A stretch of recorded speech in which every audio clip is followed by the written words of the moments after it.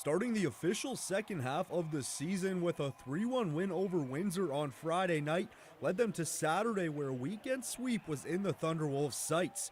A back-and-forth affair saw the lead change 3 times before the dramatics flared in the dying seconds of the third period.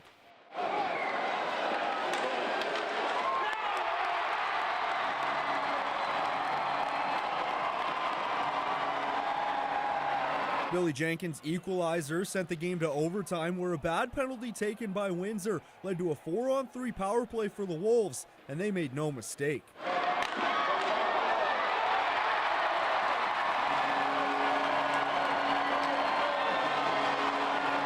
Dylan Butler's game winner solidified the 2-game sweep for Lakehead, bringing them to an overall record of 8-8-1 and has them sitting 6th in the Western Conference. A lot of teams, they get discombobulated a little bit and their composure isn't there, and that's all we talked about, is just stay with it, we're going to get one, we got two, and then we got up on them, and then they came back and got up on us, but we never quit, which is a real good thing. We came back twice, so it was a big character win for us, but we stuck with it and got rewarded. It was a rough 2-game set as both teams tried to physically shut one another down.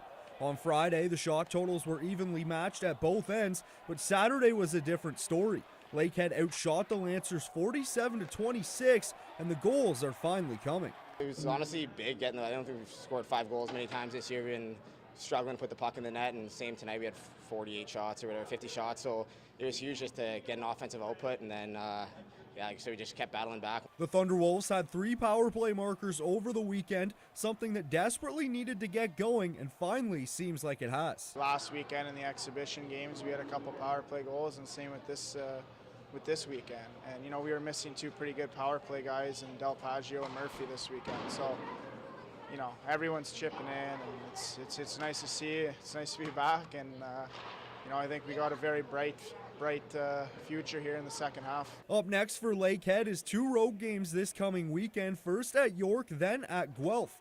Both teams use Olympic-sized rinks, something that will leave the Thunderwolves at a disadvantage. 2 of the top teams, and they're on Olympic-sized rinks, and then Western's rolling in here 2 weeks from that, and they're really vastly improved from the first half. We got to go into York and Guelph next weekend, two pretty big rinks which we're not used to playing in. When that happens, you just got to simplify your game and play good defense. And I think we're a pretty confident bunch right now. We know we're as good as, or not better as a team. We just have to be able to play in their barn, and it'll be an adjustment, but I think we can make the right ones. Shane Pasquino, TBT Sports.